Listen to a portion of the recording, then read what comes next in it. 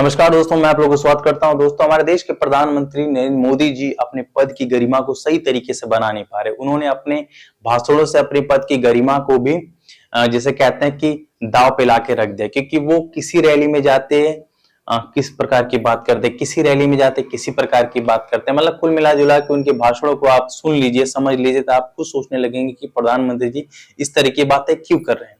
क्योंकि वो जो गए थे नीमच की रैली में, उस रैली में उन्होंने ये कह दिया कि मैंने देश के लिए अनाज के भंडार खोल दिए, देश में जो रेहड़ियां लगाते हैं उन रेहड़ी वालों के लिए लोन की व्यवस्था कर दी। इससे पहले कोई भी सरकार लोन की व्यवस्था उनके लिए नहीं की। तो मैं उनसे ये पूछना चाहूंगा कि पहली बात तो जो आपने अनाज का भंडार खोल दिया है, इससे पहले भी जो देश के लोग थे उनको भी अनाज मिलता था। इससे पहले की सरकार भी जो थी वो भी देश के लोगों को अनाज देती थी। और अगर आप दे भी रहे हैं अनाज, तो क्या बहुत बड़ी एहसान कर रहे हैं?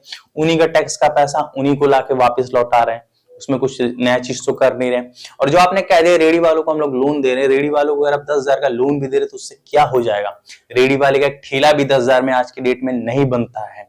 अगर आपको रेहड़ी वालों के लिए अच्छी व्यवस्था करनी ही है तो उनकी शिक्षा की अच्छी व्यवस्था करिए, उनके बच्चों की शिक्षा की अच्छी व्यवस्था करिए, स्कूलों की अच्छी व्यवस्थाएं करिए, शिक्षा को सस्ता करिए कि लोग पढ़ें जाएं।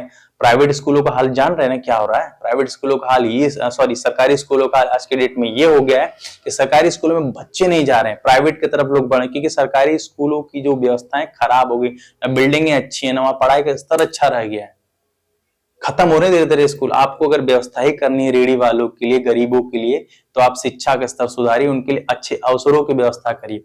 अब प्रधानमंत्री राजस्थान की रैली में कह रहे हैं कि कभी कन्हैया जो दर्जी थे उनकी बात को उठा रहे हैं, पुराने हिंदू मुस्लिम वाले मुद्दों को उठा रहे हैं। और अभी जिस राजस्थान की रैली में इस वक्त भी है, तो इस वक्त उन्होंने ये कह दिया कि जो कांग्रेस सरकार है वो आतंकवाद का सपोर्ट करते। चलिए प्रधानमंत्री जी, आप हमारे देश के प्रधानमंत्री जी, मैं आपका विश्वास भी करता हूं कि आपने कहा तो सही कहा, तो क्यों नहीं उस बात का प्रूफ कर दे रहे हैं?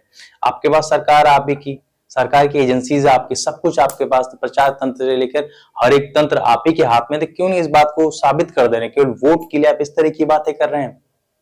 अगर आपको अपने मुद्दों पे लड़ना है तो उस मुद्दे पे लड़े ना कि विपक्ष की जो सरकार है, जो सरकार के आपके बारे में बोल रहे हैं, उसने काम क्या किया, कैसा काम किया भी कि नहीं किया, उन मुद्दों पे लड़ेंगे ना कि आप इस तरह के हिंदू मुस्लिम मुद्दों पे लड़ेंगे और ये सरकार को, दूसरी सरकार को दिखाएंगे आतंकवादी हैं। मैं क्लियरली कह सकता हूं दोस्तों, कोई भी सरकार हमारे देश के आतंकवाद को तो नहीं सपोर्ट करती होगी। कोई भी सरकार हमारे देश की, किसी भी पार्टी की बात कर रहा हूं मैं, कोई भी पार्टी हमारे देश में आतंकवाद को सपोर्ट नहीं करती। अगर आपको विश्वास नहीं हो रहा तो प्रधानमंत्री जी का खुद वही भाषण सुन ले जिसमें उन्होंने कांग्रेस को आतंकवाद का सपोर्ट करने वाला बताया। आप खुद सुन लीजिए भाषण। आज यहां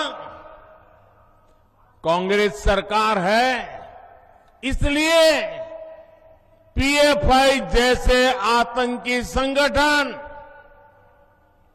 बेखौफ होकर रैलियां निकालते हैं। आतंकियों की हमदर्द कांग्रेस सरकार राजस्थान को तबाह करके मानेगी। तो दोस्तों सुन लिया ना आपने। इसके बाद गहलोत जी भी ने उसका जवाब दिया। गहलोत जी ने तो यहां तक कह दिया कि चुनाव में हारने के डर की वजह से उनका दिमाग खराब हो गया, कहीं बौखला गए, इसलिए वो इस तरह की बातें कर रहे हैं। तो चलिए दोस्तों, बस वीडियो इतना ही था। अगर वीडियो पसंद आए तो लाइक शेयर कमेंट जरूर कर दीजिएगा। और आप लोगों से एक सवाल जरूर है कि क्या हमारे देश के प्रधानमंत्री जी को इस तरह की बातें बोलना चाहिए? क्योंकि उनका पद इतना बड़ा, तो अपने पद की गरिमा उन्हें रखनी चाहिए कि नहीं रखनी चाहिए? आप लोग कमेंट के माध्यम से जरूर बताएगा। अगर वीडियो पसंद आए तो लाइक शेयर कमेंट जरूर कर दीजिएगा। मिलते हैं नेक्स्ट वीडियो में। वीडियो थोड़ा सा भी अच्छा मेरा लगा होगा तो चैनल को भी सब्सक्राइब कर दीजिएगा। तब तक के लिए टाटा, गुड बाय, जय हिंद।